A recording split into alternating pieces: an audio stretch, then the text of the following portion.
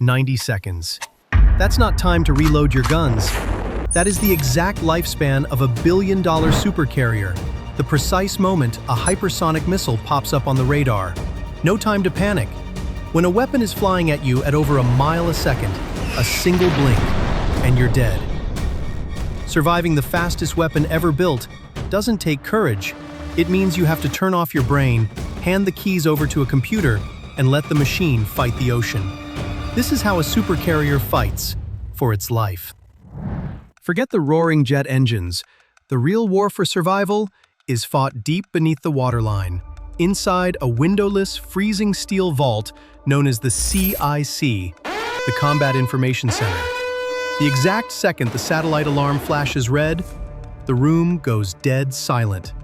The casual small talk vanishes. The only thing left is the heavy, rhythmic hum of cooling fans and the sound of people forgetting to breathe. Something is coming. And we're not talking about a space rocket flying in a straight, predictable line. We are talking about a low-flying ghost, a hypersonic monster screaming right above the water at 5 times the speed of sound. What makes it a killer isn't just the speed. It's the fact that it shifts, turns, and weaves across the sky, hiding beneath the curvature of the Earth, until it's right on top of you. The main screen flashes. The digital countdown reads exactly 90 seconds. Inside that suffocating room, the human heart violently spikes from a resting 70 to a racing 180 beats per minute.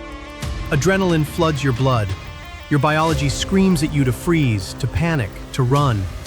But you can't even let your hand shake. And here is the terrifying paradox of American naval power. The ship's computers are smart enough to fight this entire battle alone. But the military rules demand a human finger on the trigger. The computer does the math, but an officer has to approve the kill.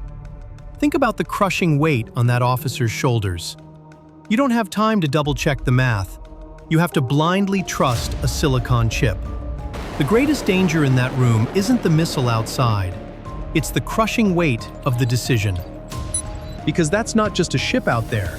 Behind that steel shell is not only lines of code, but 5,000 fathers, husbands, and sons who have placed their entire faith in the United States defense system. When that officer places his hand on the trigger, he is not just operating a machine. He is carrying on his shoulders the hope and peace of 5,000 families waiting for him to return home. And now, he has only 2 seconds left to make the decision. But to shoot this monster down, the ship has to see it first. And physics makes that incredibly brutal. Amateur internet analysts think intercepting a missile is easy. Just point at the radar blip and pull the trigger. Sure, that works for old, slow cruise missiles. But at hypersonic speeds, the rules of reality get completely rewritten. When a weapon is tearing through the dense air at Mach 5 or faster, the friction is insane. The air around the nose cone doesn't just get hot, it gets violently crushed and ripped apart. We are talking temperatures pushing over 3,000 degrees Fahrenheit. At that heat, the air transforms. It turns into a blazing, supercharged cloud of electricity. Inside the Navy, they call this the plasma sheath. Now, the media loves to claim that this plasma makes the missile 100% invisible. That's flat out wrong. It's not an invisibility cloak. Think of it more like a giant sponge. When the carrier's massive SPY-6 radar blasts out a wall of energy to find the threat, that plasma sponge swallows half the signal and violently scatters the rest into the wind. So, the ship's computers don't see a clean, sharp dot on the screen. They see a blurred, shifting, formless ghost. Imagine standing in a pitch-black room trying to aim a gun at a guy running behind a frosted glass window that is completely covered in thick, boiling steam. You know he's there. You can see the glow, but you have zero clue where his actual heart is. And that blurry ghost isn't even the worst part. The real killer here is latency. At Mach 5, this weapon is covering a whole mile every single second. If the ship's radar takes even a tenth of a second to process that blurry steam and update the screen, guess what? That missile is already 500 feet away from where the computer thinks it is. You can't shoot it where the missile is on your screen. You have to shoot at a completely blind, mathematical void in the sky and just pray that the missile runs straight into your trap. So, how does the United States Navy kill a ghost flying at a mile a second? You don't do it with a single silver bullet. You do it by forcing that monster to run through a 3-layer gauntlet of pure, escalating violence. Layer 1, the outer intercept. Seconds 90 to 45. The officer turns the key. Battle is authorized. The ship blasts an SM-6 missile straight out of its launching cell into the sky. Now, the SM-6 doesn't chase the hypersonic monster from behind. That's science fiction. Instead, it flies to a future coordinate. It climbs high into the sky, guesses where the ghost will be, and dives down at Mach 3.5, executing a head-on, catastrophic collision. There is no massive explosive warhead here. This is hit to kill. It's the exact equivalent of 2 sniper bullets colliding perfectly in mid-air. When it hits, the sheer, brutal energy of the impact rips the hypersonic weapon completely to pieces. But everything is never perfect. What if the radar is fooled? Where did the SM-6 miss its target? Layer 2, the infrared cleanup, seconds 45 to 15. The hypersonic missile is now damaged and tumbling, but its terrifying momentum is still carrying it straight toward the carrier. And this is when we need RAM, rolling airframe missile. The ship instantly fires Layer 2. The RAM completely ignores the radar because it knows the plasma sheath is actively lying to it. Instead, it switches to a hypersensitive heat seeker. It ignores the frosted glass of the plasma. It looks directly at the blinding, white-hot fire burning from the missile's tail. It locks onto that heat and aggressively slams into the target to shatter whatever is left of the warhead. But physics has not given up. Even if the missile breaks up, tons of debris still fly at supersonic speed. This is our last nightmare. Layer 3, the final 15 seconds.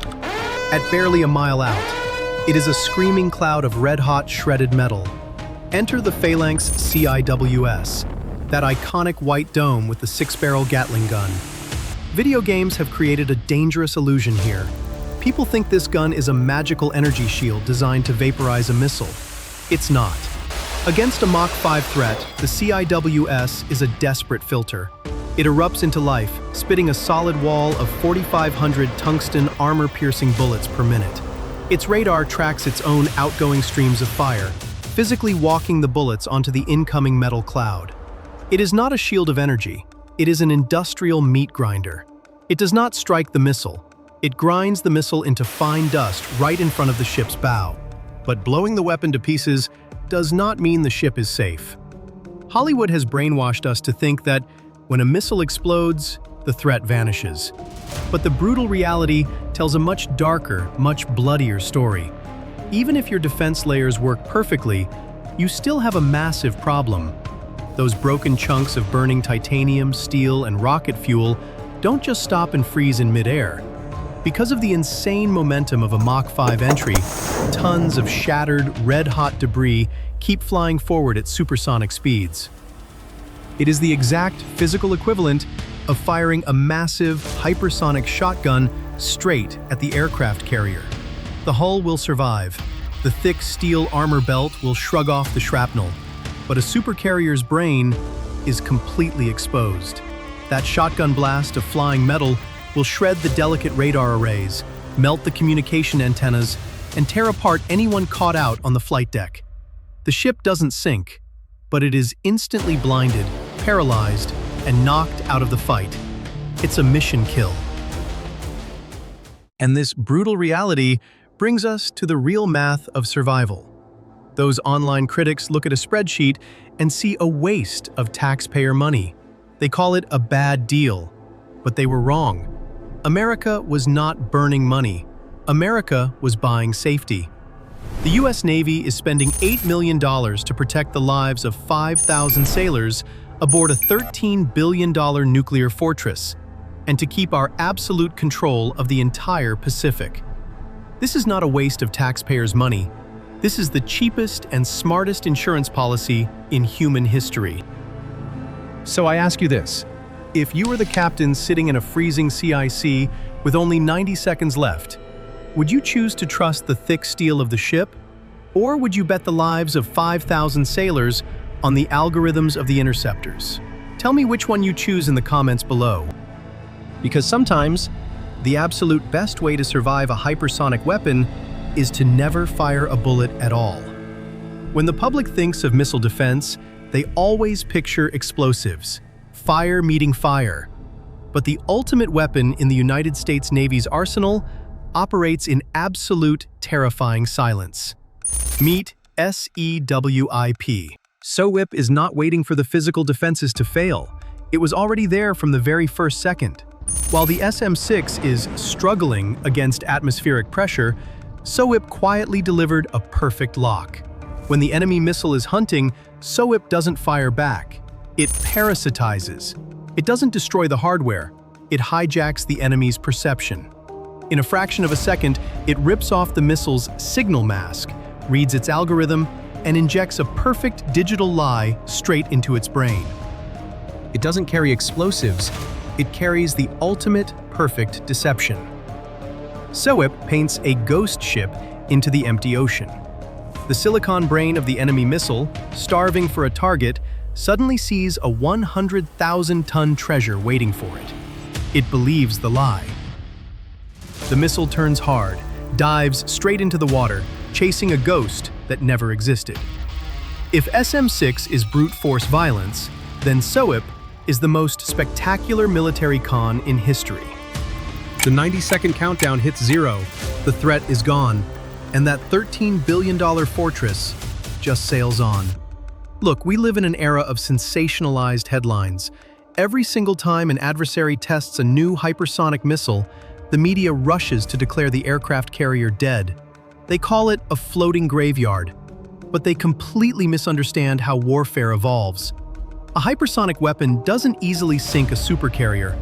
It simply forces the battlefield to shift. It drags the war out of the physical world of thick steel and heavy explosives and throws it straight into the invisible world of silicon chips, signal latency, and split-second algorithms. The ocean has simply become a race between the weapon's processing speed and the carrier's digital defense web. So, it comes down to one final question. Is the hypersonic missile truly the carrier killer the media claims it is? Or is it just the ultimate catalyst, a brutal Darwinian pressure that is forcing the United States Navy to become faster, smarter, and more dangerous than ever before? Which side of the algorithm are you on? Leave your breakdown in the comments below. We'll look at the best theories in the next briefing. If you want to survive the next briefing, secure your channel subscription Navy Pelagos.